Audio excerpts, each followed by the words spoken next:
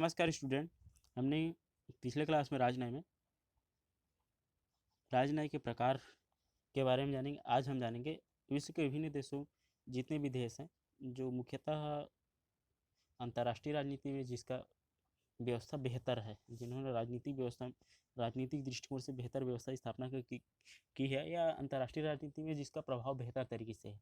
आज वर्तमान समय हम उन देशों के क्या है राजनयिक व्यवस्था या विश्व के विभिन्न देशों के साथ किस तरीके से उन्होंने संबंध या संबंध स्थापित संधि या समझौते या संबंध स्थापित करने का काम किया, उसके बारे में जानेंगे। उसके जो राजनयिक या विश्व के विभिन्न देशों के साथ मिलने या जुड़ने का या संबंध बनाने का उसका तरीका क्या रहा है, उन चीज़ों के बारे में जानेंगे।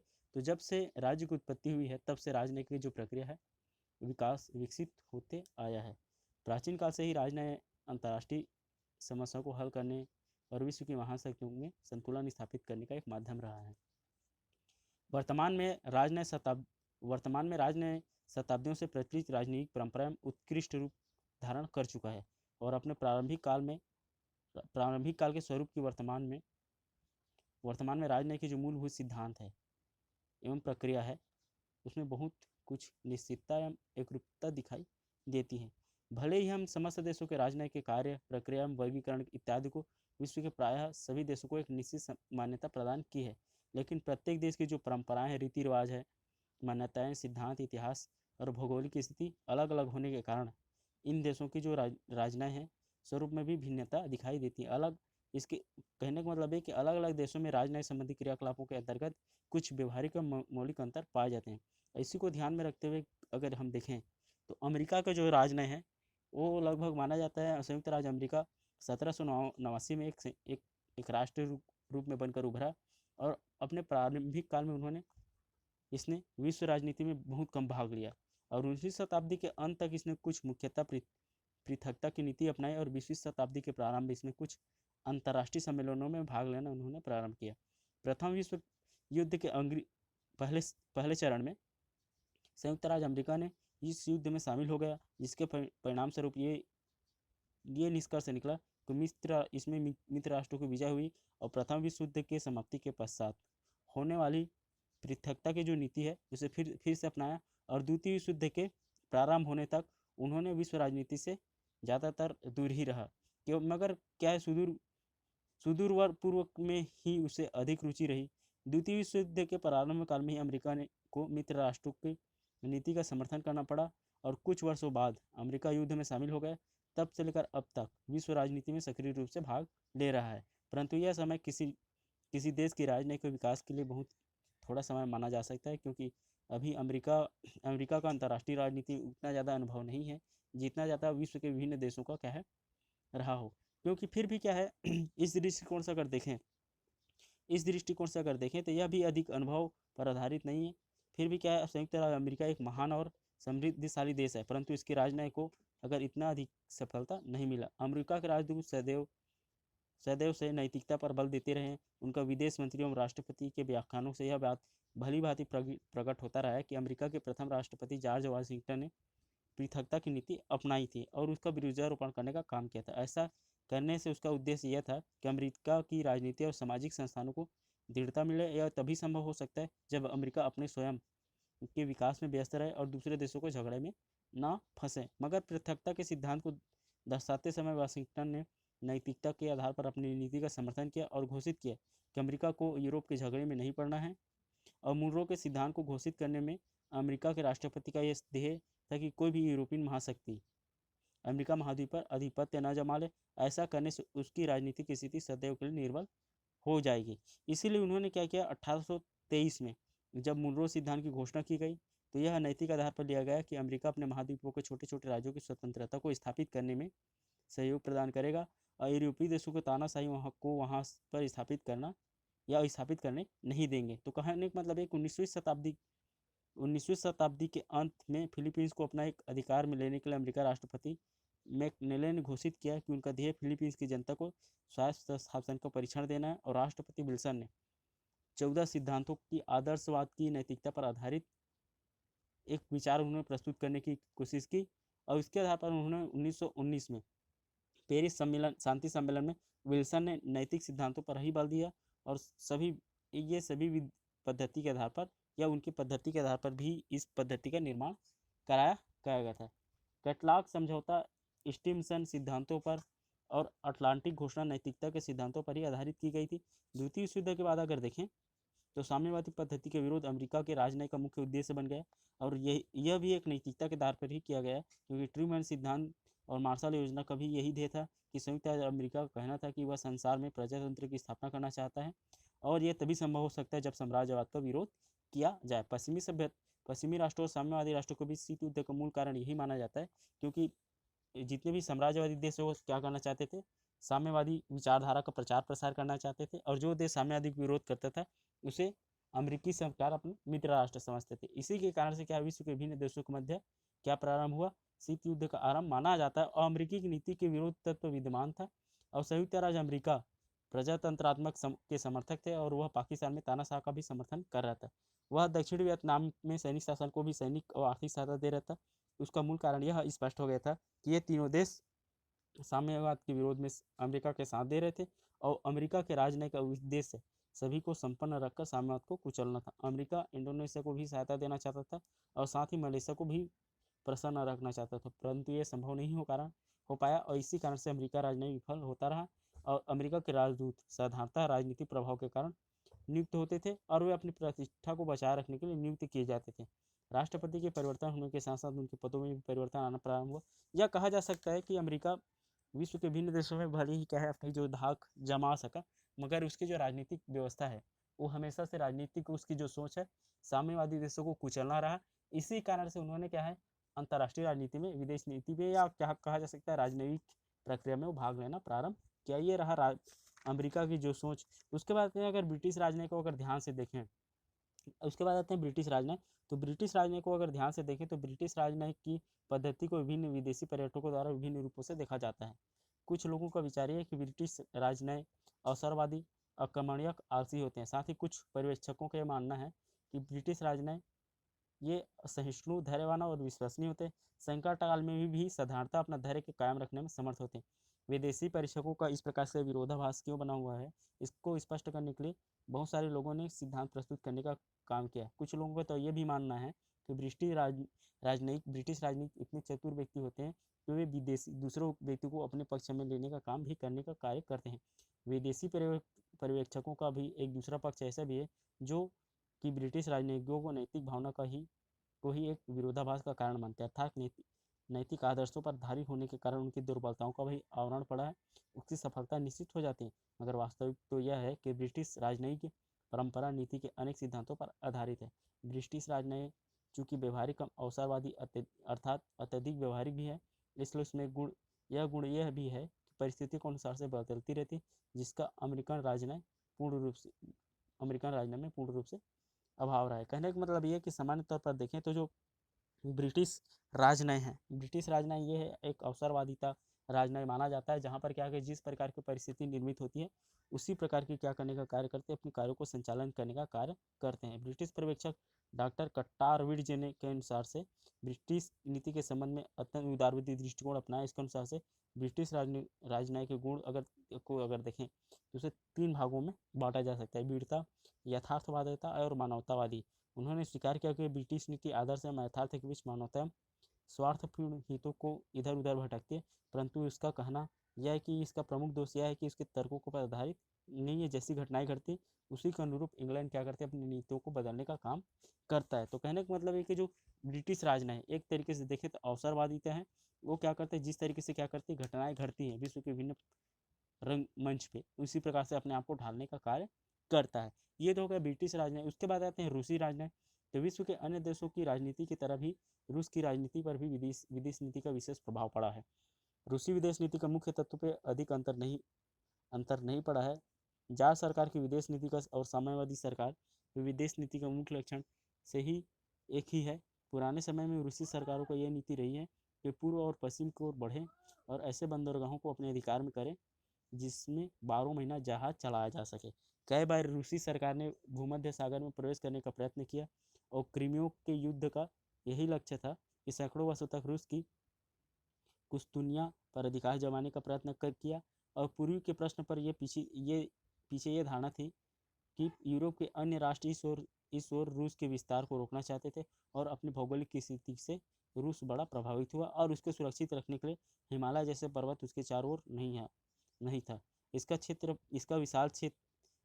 विशाल है और ये 2 महाद्वीपों में फैला हुआ है और इसकी सीमा संसार की सबसे अधिक लंबी सीमा है। यदि रूसी सरकार निर्बल होती तो सदैव उसे बाहर आक्रमण का भय रहता।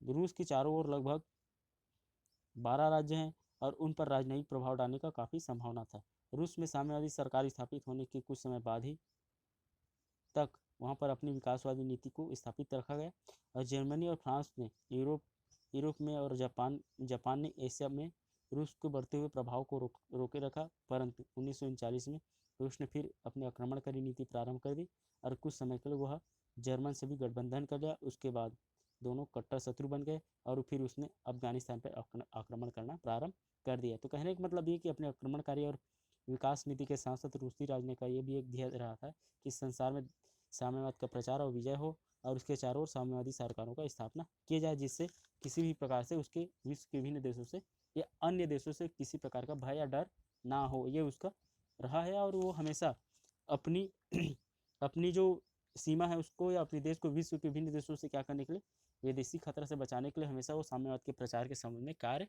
करते रहे हैं। ये तो हो गया रूस का राजनय। उसके बाद आते हैं चीन का राजनय। तो 20वीं शताब्दी के वर्तमान काल में विकसित होने वाले महान राष्ट्रों की श्रेणी में अगर कोई देश आता है तो चीन को सर्वोपरि माना जाता है, जिसने शासन तंत्र में साम्यवादी विचारधारा का आवरण लेकर अन्य देशों से मान्यता प्राप्त कर ली। और फिर भी साम्यवादी चीन की प्रारंभिक नीति एकमात्र अपनी राजनीतिक स्थिति को सुदृढ़ करना था, परंतु फिर भी क्या इधर कुछ के वर्षों में उसने विस्तारवादी नीति को अपनाया और अपने प्रमुख उद्देश्य बना लिया। सीमा विस्तार के संदर्भ में उसने पड़ोसी देशों के क्षेत्रों की मांग की और कुछ देशों ने इस संबंध में उसके समझौते भी किए। ऐसी सीमा विस्तार के संदर्भ में उसने अक्टूबर 1962 को भारत पर भी आक्रमण किया और काफ़ी हद तक काफ़ी क्षेत्र भारत के अपने अधिकार में ले लिया। और भारत चीन विवाद के अंतर्गत साम्यवादी चीन ने अपने छोटे छोटे पड़ोसी राज्यों को सीमा संबंधी समझौते करके यह सिद्ध करने का प्रयास किया कि भारत का सीमा संबंधी तर्क तथ्यहीन है और अपनी सैन्य शक्ति के घमंड में ही इधर कुछ वर्षों में वह साम्यवादी रूस का विरोध भी हो गया और एकमात्र उद्देश्य था कि युद्ध द्वारा विश्व में साम्यवादी व्यवस्था का विस्तार करना। और साम्यवादी चीन का राजनय का एक अन्य विशेषता ये भी है कि अन्य साम्यवादी राज्यों का नेता बनना चाहता है और उसके राजनय का प्रमुख उद्देश्य अपने शत्रुओं से घृणा पर आधारित है। इस प्रकार से उसके राजनय का उद्देश्य विश्व शांति के स्थान पर शक्ति और युद्ध को बढ़ावा देना है। द्वितीय विश्व युद्ध के बाद 2 अंतर्राष्ट्रीय संकट अर्थात कोरिया और हिंद चीन का युद्ध बहुत ही कुछ साम्यवादी चीन के कारण हुआ और इन दोनों युद्धों में जो कठिनाई उत्पन्न हुई हैं उनके लिए वही एकमात्र उत्तरदायित्व है। इन घटनाक्रमों को देखते हुए यह कहा जा सकता है कि एशिया की राजनीति में साम्यवादी चीन ने एक नई शक्ति के रूप में प्रवेश किया जिसकी अपेक्षा किसी भी देश को नहीं थी। इसके बाद आते हैं, ये तो हो गया चीन की राजनयिक व्यवस्था। उसके बाद आते हैं फ्रांसीसी राजनय। अगर को देखें तो अपने राजनीतिक अनुभव एवं भौगोलिक स्थिति में विश्वव्यापी कर्तव्यों के कारण पामर्स और पांस्किन ने फ्रांस को यूरोप का केंद्र कहा था। द्वितीय विश्व युद्ध के बाद फ्रांसीसी राजनय का पुराना गौरव समाप्त हो चुका था और विश्व राजनीति में उसका अब तक अधिक प्रभाव नहीं रहा। उसे अब संयुक्त राज्य अमेरिका और दूसरे पश्चिमी राष्ट्रों पर निर्भर रहना पड़ रहा है। न तो उसके पास ऐसे साधन है न सैनिक शक्ति है जिससे बाहरी आक्रमण का सामना कर सके। द्वितीय विश्व युद्ध के बाद फ्रांसीसी राजनय शक्तिहीन होने के कारण फ्रांसीसी राजनयिक सदैव इस बात पर ध्यान देते रहे कि उसका देश सुरक्षित रहे और प्रथम विश्व युद्ध के बाद उन्होंने सुरक्षा पर ही अधिक सबसे ज़्यादा बल दिया और उन्होंने उसे सभी हमेशा क्या जर्मनी का भय रहा है। और यह कारक ने लिखा है कि 1919 में 1919 के उपरांत यूरोप संबंधों के सबसे महत्वपूर्ण बात एक थी कि वह थी कि फ्रांस की सुरक्षा की मांग। इसी कारण से फ्रांस की विदेश नीति कठोर और परिवर्तनशील रहा। फ्रांस ने कैम्बन, जस्डेड, बैरर, बैटलॉट से एक महान राजनयिक उत्पन्न किए, परंतु फ्रांस को सदैव जर्मन से भय रहा। पारस्परिक सहयोग की प्रारूप संधि, जिनेवा समझौता, लोरकोनो समझौता और कैलाग समझौता द्वारा फ्रांस ने सदैव यह प्रयत्न किया कि फ्रांस पर कभी आक्रमण न हो और फ्रांस ने अपने पड़ोसी राज्यों जैसे इटली, जर्मनी से मित्रता करने का भरसक प्रयत्न किया, परंतु उसकी राजनय विफल रहा और द्वितीय विश्व युद्ध में फ्रांस का पराजित हुआ। द्वितीय विश्व युद्ध के उपरांत फ्रांस के पास तो नौसेना थी और न उसके पास अधिक सेना थी और इसकी आर्थिक स्थिति भी बड़ी शोचनीय हो गई थी और उसे हर प्रकार के संयुक्त राष्ट्र अमेरिका और ब्रिटेन पर निर्भर रहना पड़ा। उसकी औपनिवेशिक समस्या ने भी उसकी प्रतिष्ठा को बड़ा धक्का दिया था और फ्रांस की दुर्बलता की स्थिति ने उसके औपनिवेशिक क्षेत्रों पर शत्रु का सैनिक आधिपत्य और स्थानीय जनता में राष्ट्रीय भावना उत्पन्न होने के कारण फ्रांस की सरकारों को अधिक कठिनाइयाँ उठानी पड़ी। और फिर द्वितीय विश्व युद्ध के बाद फ्रांस की शक्ति और प्रतिष्ठा को भी कम हो गई और उसके उपनिवेशों में असंतोष उत्पन्न होगा। इसका मुख्य कारण यही रहा कि फ्रांस की सरकार किसी भी उपनिवेश को राजनीतिक स्वतंत्रता देना नहीं चाहती थी। इस असंतोष के कारण हिंद चीन के क्षेत्र में स्वतंत्र होने के लिए युद्ध प्रारंभ हो गया।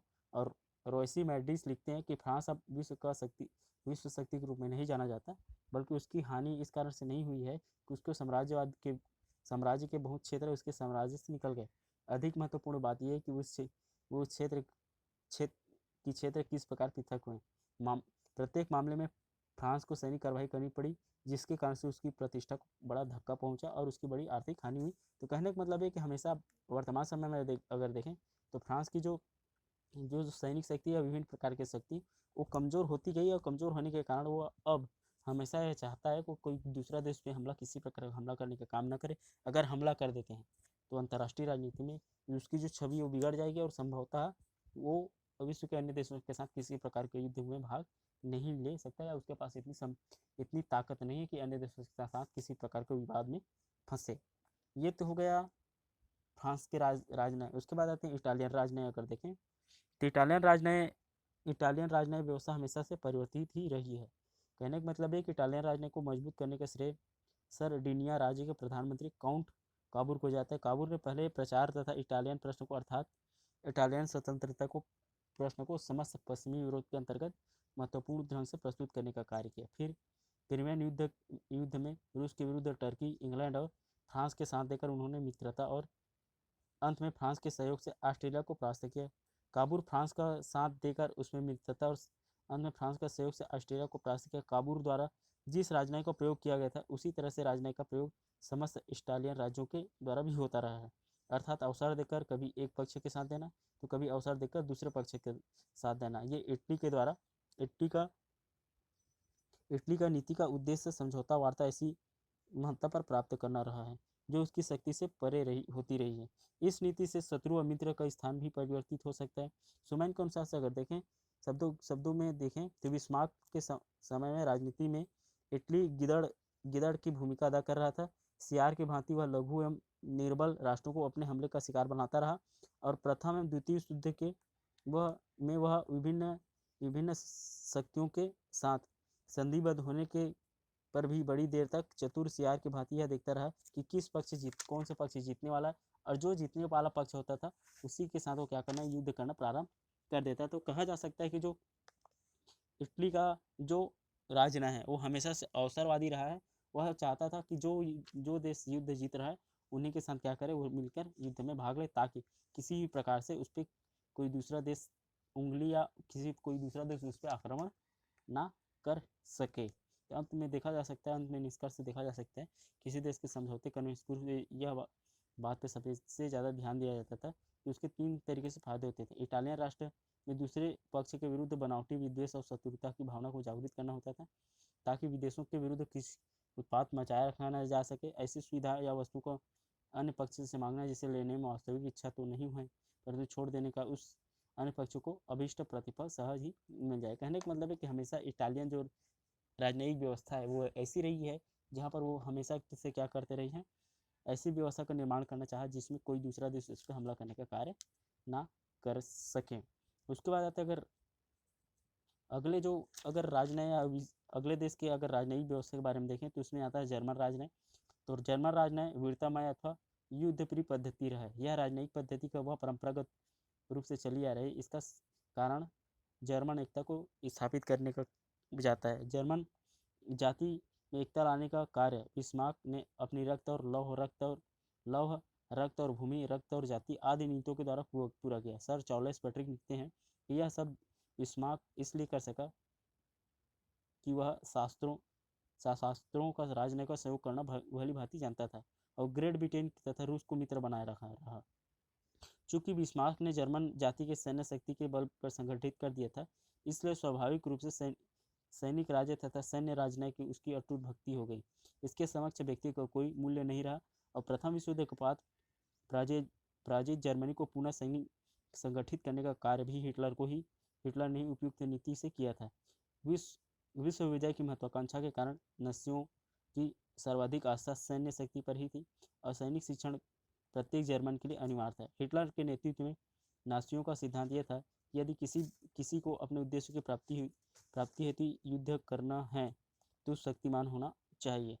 यदि उसकी प्राप्ति शांतिपूर्ण ढंग से करनी है तो अधिक शक्तिशाली होने की आवश्यकता है। जर्मन जाति सैन्य शक्ति की आस्था होने के कारण जर्मनी वैदेशिक नीति भी अधिकांशतः सैनिक नीति द्वारा ही संचालित करने का कार्य करता था। या कहा जा सकता था कि हमेशा जो जर्मन है अपने देश को रक्षा या विश्व के विभिन्न देशों के साथ किसी प्रकार का संबंध स्थापित का कार्य अगर करते थे तो सैनिक शक्ति के द्वारा या अपने शक्ति के माध्यम से ही संपूर्ण या पूरा कराने का कार्य करते थे।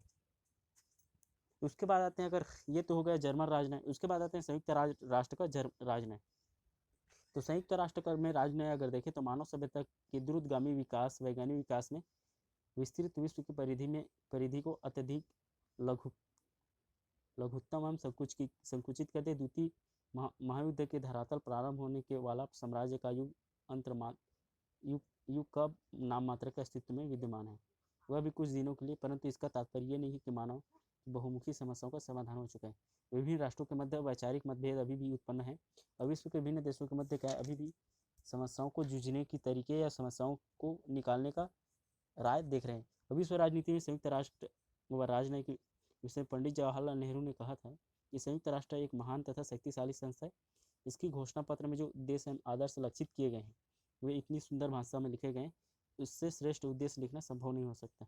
और श्री एन खुश्चुए के अनुसार से संयुक्त राष्ट्र की चरित्र उसका उद्देश्य ही ऐसा है कि उसका सर्वाधिक विश्वव्यापी संगठन का दर्जा दिया जाता है। यदि एकांकी संगठन बन जाए और गिरकर ऐसी स्थिति में पहुंच जाए कि इस या उस सैनिक गठजोड़ में दलाल बन जाए तो उसका अस्तित्व ही निरर्थक हो जाएगा। तो कहने का मतलब ये कि जो अंतर्राष्ट्रीय संगठन है उसके संबंध में क्या किया गया है, वो भी अंतर्राष्ट्रीय राजनीति में शांति स्थापित करने के लिए कुछ ऐसी व्यवस्था का निर्माण करने का कार्य करे जिसके आधार पर अंतर्राष्ट्रीय राजनीति में शांति स्थापित किया जा सके। उसके बाद आते अंत में अगर देखें तो भारतीय राजनय, तो समस्त भारतीय इतिहास को देश के राजनीतिक विभाजन की दृष्टि से दो भागों में विभक्त किया जाता है। एक तो वह जब संपूर्ण भारतवर्ष एक क्षेत्र राज्य था, दूसरा वह जब देश अनेक राज्यों में बढ़ चुका था। तो सबसे महत्वपूर्ण तथ्य यह है कि जब भारत में एक क्षेत्र राज्य स्थापना हुई तब तक यहाँ के जो शासक है नितांग निश्चित एवं शांति प्रिय तरीके से अपने राज्य की व्यवस्था को संचालित करने का कार्य किया। कालांतर में बाहरी संसार को उसने राजनीतिक संबंध प्रायः अलग कर लिया था और अन्य जातियों अन्य देशों के राजनीतिक गतिविधियों पर दृष्टि रखना छोड़ दिया था। अशोक से लेकर मुगल शासन तक यही देखने को मिलता है। अंतर्राष्ट्रीय राजनीति की दृष्टिकोण से आत्म परिसीमन का परिणाम ही बार बार घातक सिद्ध होता है, किंतु इस आत्म परिसीमन की जो मनोवृत्ति है इसके प्रमुख दो कारण हैं। एक तो भौगोलिक एवं चारित्रिक। प्रकृति ने भारतवर्ष की सीमाएं ऐसी बनाई हैं कि बाह्य शत्रु से उनकी रक्षा अपने आप होती रही है। इसलिए जब देश एक क्षेत्र राज्य और पूर्ण शांति स्थापित हो गई तो वह शासक भी निश्चिंत हो गया, क्योंकि बाह्य आक्रमणों की चिंता नहीं के बराबर थी। कभी कभी पश्चिमी उत्तर सीमांत प्रदेश पर सुरक्षा का प्रतिरक्षा का विशेष प्रबंध रहा, किंतु शत्रुओं अथवा बाहरी शक्तियों को गतिविधियों का अध्ययन उसने संपर्क स्थापित करने छोड़ दिया अथवा सभ्यता शत्रुओं के विरुद्ध मित्रवत तैयार करना, यह हम सभी नहीं मिलता। हिंदू धर्म और आध्यात्मिकता की शांतिपूर्ण नीति का प्रभाव भारत की अंतर्राष्ट्रीय राजनीति पर भी पड़ा और पूरे देश में एक आध्यात्मिक वायुमंडल बन गया, जिसका प्रभाव मध्य एशिया से आने वाली उन जातियों पर भी पड़ा जो यहाँ पर आकर शासक बनकर रह गए। धर्मदूत और शांतिदूत अवश्य ही दूर देशों में भेजे जाते थे, मगर परंतु उसे भी समर्थन शासन शक्ति का नहीं वरन विश्व बंधुत्व की भावना और मानवीय सहानुभूति का ही रहे। अंतर्राष्ट्रीय राजनीति में पारस्परिक विद्वेष और कला को मिटाने की यह अभिनव एवं सर्वथा मौलिक प्रणाली के रूप में इसे जाना जाता है, जिसे पाश्चात्य राजनय ने अभी तक नहीं सीख सका। आज यदि भारतवर्ष अंतर्राष्ट्रीय विवादों को हल करने के लिए अंतर्राष्ट्रीय विधि और शांतिपूर्ण उपायों का सर्वाधिक प्रयोग कर रहा है तो वह भी उतना भावना के प्रभाव के कारण ही है, परंतु आज उसकी इस नीति का परिणाम आत्म परिसीमन नहीं हो पा रहा है। इसलिए आज की अमूल परिवर्तन अंतर्राष्ट्रीय राजनीति की परिस्थितियों में ऐसा संभव नहीं है। तो कहा जा सकता है कि अंतर्राष्ट्रीय राजनीति में जो विभिन्न प्रचार या जो परिवर्तन हुए वो माना जा सकता है कि भारत की जो विभिन्न जो रीति रिवाज या परिवर्तन है उसके आधार पर ही आज क्या हो पा रहा है। आज वर्तमान समय में भारत की या विश्व के विभिन्न देशों की जो राजनय है वो उसके अलग अलग सोच अलग अलग परिवर्तन के कारण क्या है आज अलग अलग तरीके से अपनी राजनयिक व्यवस्था को संचालित करने का कार्य कर रहा है।